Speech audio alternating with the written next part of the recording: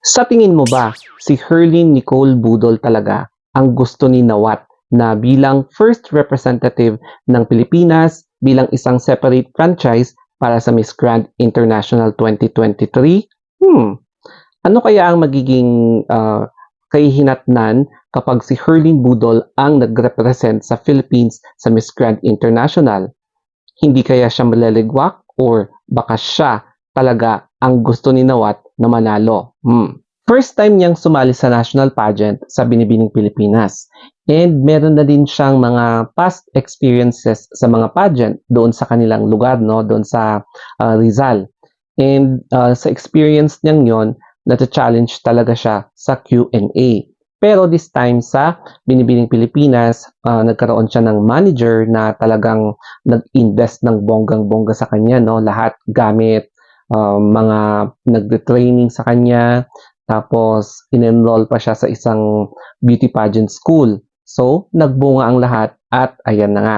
First runner-up siya sa Binibining Pilipinas way back noong 2022. And bilang isang first-timer sa national pageant, grabe.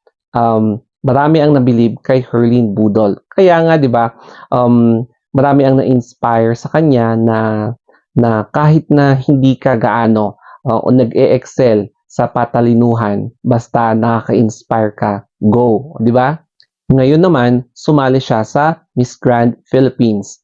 And this time, parang first runner-up ulit ata yung nakuha niyang title.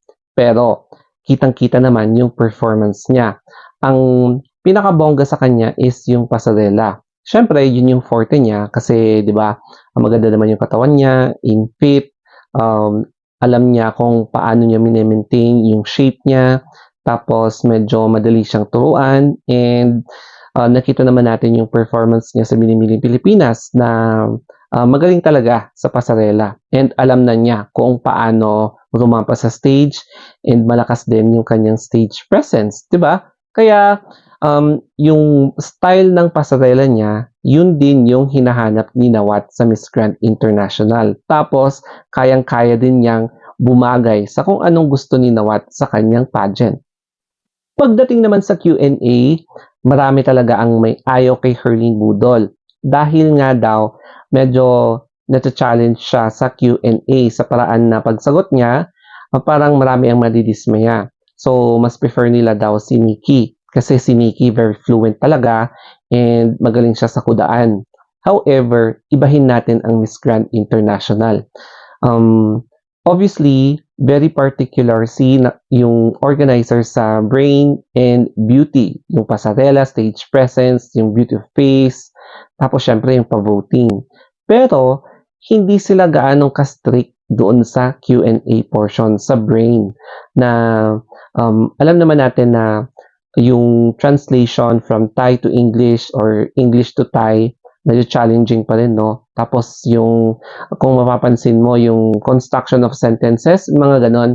So, hindi sila particular sa kung gaano ka kagaling mag-English or gaano ka magaling sumagot. Basta ang importante is bubbly ka, palaban ka, very, very baklaan yung eksena, and nakaka-entertain talaga. Siyempre, for business.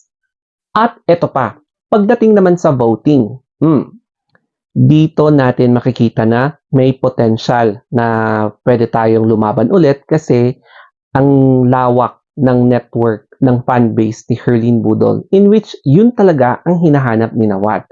Imagine yung TikTok niya, million-million na yung followers, sa kanyang YouTube, million-million din yung kanyang subscribers, pati na rin sa Facebook page niya na million-million din ang followers. Definitely, siya talaga ang hinahanap ni Nawat kasi yung voting, yung popularity, talagang ang gusto niya is mahakot niya, magkaroon siya ng fair share doon sa followers ni Herlyn Budol para ma-introduce sa kanila ang Miss Grand International, and eventually magta-transform yung mga ibang fans ni Herlyn Budol into a pageant fan na pwedeng makapag-benefit sa business ni Nawat sa Miss Grand International. And kapag business-minded ka, very beneficial ito and very huge market resource ito para makapag-generate ng income. Eto na yung final question. Sasali ba ulit si Herlin Budol sa national pageant such as sa Miss Grand International? Tignan na lang natin next year, no? Or mali natin biglang mag-a-announce si Herlin Budol. I'm very sure may mag-uudyok na naman sa kanya, may magme-message sa kanya na sana ikaw na lang nanalo kasi mukhang ikaw nga talaga ang gusto ni Nawat na mag-represent sa Philippines. So, let us see na lang kahit na hindi na si Wilbert Tolentino yung manager niya, pero malay natin, no, siya pa rin pala.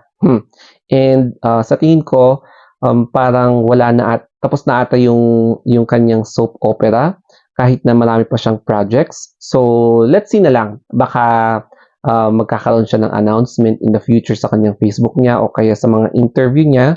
Abangan na lang natin. Kaya, let's see na lang kung anong mangyayari next year. Anyway, we are still proud of you, Nikki Demura, bilang representative ng Miss Grand Philippines sa Miss Grand International. Kaya kung ano man yung nangyari, accept na lang natin kung ano yung naging fate ni Nikki. Let us start to move on and syempre, mag-concentrate na lang tayo sa mga susunod na pageants such as Miss International, tapos ano pa yung next, Miss Earth, Miss Universe, and then Miss World. Marami pa namang pageants na pwede natin pag-usapan. So, humility is the best medicine para makapag-move on. Okay, so congratulations lang sabihin sa Miss Grand International. I know you deserve it. And yes, you will be the next ambassador sa Miss Grand International. So that's it guys. Thank you and have a wonderful day and good night na.